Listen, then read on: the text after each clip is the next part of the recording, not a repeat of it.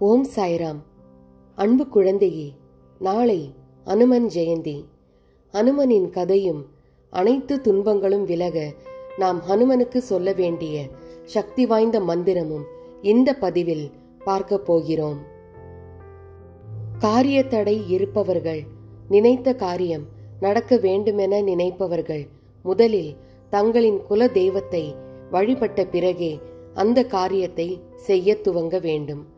அதற்கு பிறகு அவர்கள் வணங்க வேண்டிய தெய்வம் ஆஞ்சநேயர். பொதுவாக காரிய தடை ஏற்படுகிறது என்றால் அதற்கு காரணம் கிரகங்கள் சரியாக இல்லை என்பதுதான். இதனால் காரிய தடை அகல ஆஞ்சநேயரை வழிபட வேண்டும். நினைத்த காரியம் நிறைவேற வேண்டும். துவங்கும் காரியங்களில் வெற்றிகள் மட்டுமே வரவேண்டும் என்பவர்கள் ஆஞ்சநேயருக்கு வாள் வழிபாட்டினை மேற்கொள்ளலாம். ஏதாவது ஒரு நல்ல நாள் பார்த்து இந்த வழிபாட்டினை துவக்கலாம். நவ கிரகங்களின் இயக்கம் சரியில்லாததற்கும் ஆஞ்சநேயருக்கு வாள் வழிபாடு செய்வதற்கும் என்ன தொடர்பு என்ற கேள்வி பலரின் மனதிலும் தோன்றலாம். இதற்கு ஒரு கதை உண்டு. ஆஞ்சநேயர் சிறு குழந்தையாக இருந்தபோது தனது தாய் அஞ்சனையிடம், எனக்கு பசிக்கிறது என்றால் இப்போது நீ உணவு தருகிறாய். நீ அருகில் இல்லாத சமயத்தில் எனக்கு பசி வந்தால் நான் என்ன செய்வது என குழந்தைத்தனமாக கேட்டுள்ளார். அதற்கு அவரது தாய், பழங்களை பறித்து சாப்பிடு என பதிலளித்துள்ளார். அப்போதும் விடாமல், பழமா, அது எப்படி இருக்கும் என கேட்டுள்ளார் ஆஞ்சநேயர். அதற்கு பதிலளித்த அஞ்சனை, பழம் என்றால் சிவப்பாக இருக்கும் என கூறியுள்ளார். ஒரு நாள் அதிகாலை வேளையில் வானத்தை பார்த்த ஆஞ்சநேயரின் கண்ணில் சிவந்திருந்த சூரியன் பட்டது. இதுதான் அம்மா கூறிய பழம் போல, அது எப்படி உள்ளது என சுவைத்து பார்க்கலாம் என நினைத்து சூரியனை துரத்த ஆரம்பித்துள்ளார். பதறிப்போய் சூரியனும் ஓடி உள்ளார். இதை கண்ட இந்திரன் தனது வஜ்ராயுதத்தால் தாக்கியதால் ஆஞ்சநேயருக்கு கன்னத்தில் காயம் ஏற்பட்டது. இதனால்தான் அவருக்கு ஹனுமன் என்ற பெயர் வந்தது. இந்திரனின் இந்த செயலால் கோபம் கொண்ட வாயுதேவன் தனது செயல்களை சுருக்கிக் கொண்டார். பிறகு அனைத்து தேவர்களும் வந்து அவரை சமாதானம் செய்துள்ளனர். மற்றொரு சமயம் ஹனுமனுக்கு நிறைய கல்வி கற்க வேண்டும் என்ற எண்ணம் வந்தது. இதனால் ஞானத்தில் சிறந்தவரான சூரியனிடம் கல்வி கற்க சென்றார். இந்த முறை மிக பணிவாக சென்று சூரியனிடம் கல்வி கற்றுத்தர வேண்டுமென கேட்டார். அதற்கு சூரிய பகவானோ, நான் ஒரு இடத்தில் இருக்க மாட்டேன், நான் போகிற போக்கிற்கு என்னுடன் வந்தால் கற்றுத் தருகிறேன் என்றார். ஹனுமன் வாயுபுத்திரன் என்பதால் சூரியன் போகும் வேகத்திற்கு ஈடு கொடுத்து சென்றார். அப்படி அவர் செல்லும் போது அவர் வாளின் பின்னாலேயே நவ கிரகங்களும் வர துவங்கி விட்டன. நவ கிரகங்களின் பாதிப்புகளில் இருந்து மீள ஹனுமனின் வாளை வழிபட்டாலே போதும். நல்ல நாள் பார்த்து இந்த வழிபாட்டை துவக்க வேண்டும். அன்று அதிகாலை எழுந்து நீராடி வீட்டில் உள்ள ஹனுமன் படத்திற்கு துளசி மாலை அல்லது துளசி இலைகளை சாற்ற வேண்டும். வெற்றிலையிலும் மாலை கட்டி போடலாம். ஹனுமனை மனதார வணங்கி நமது மனக்குறையை சொல்லி வழிபட்டு ஹனுமனின் வாள் துவங்குகிற இடத்தில் சந்தனத்தால் ஒரு பொட்டு வைக்க வேண்டும். ஸ்ரீ ராம ஜெயம் என சொல்லிக் கொண்டே சந்தன பொட்டு வைத்து அதன் மீது குங்குமத்தால் ஒரு பொட்டு வைக்க வேண்டும். இதேபோல் தினம் ஒரு பொட்டு வீதம் 48 நாட்கள் வாளின் நுனி வரை வைக்க வேண்டும். வாளின் அடி துவங்கி நுனி வருவதற்குள் நாம் என்ன காரியத்தை நினைத்து வழிபட்டோமோ அந்த காரியம் நடந்துவிடும்.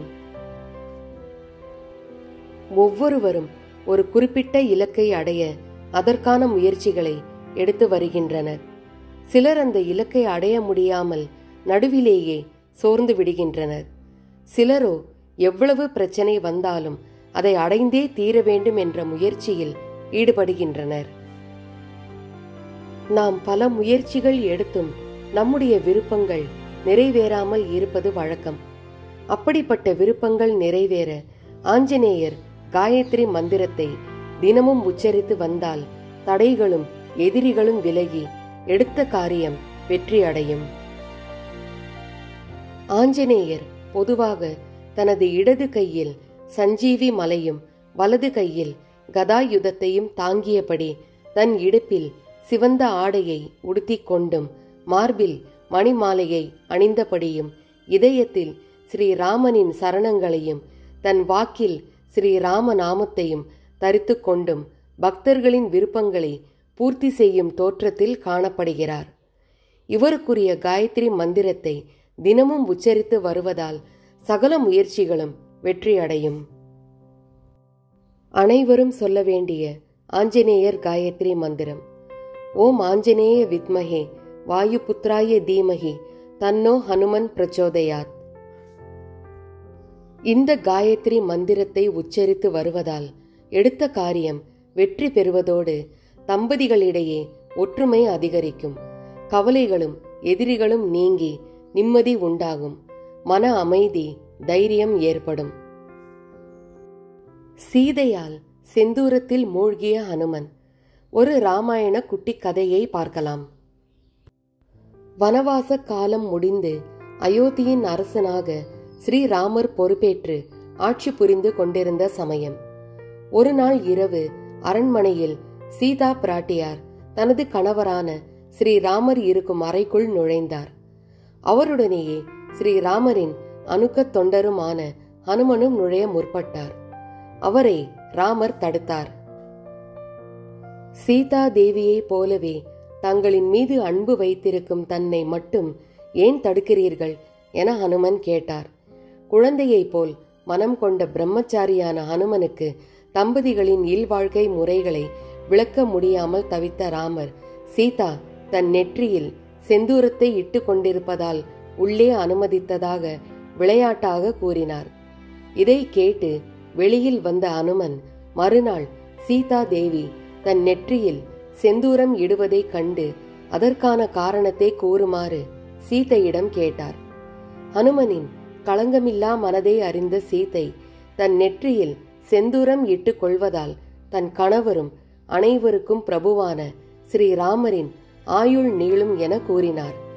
இதை கேட்ட ஹனுமனும் உடனே அயோத்தியின் கடை வீதிக்கு சென்று ஒரு கடைக்காரரிடம் செந்தூரம் தருமாறு கேட்டார்.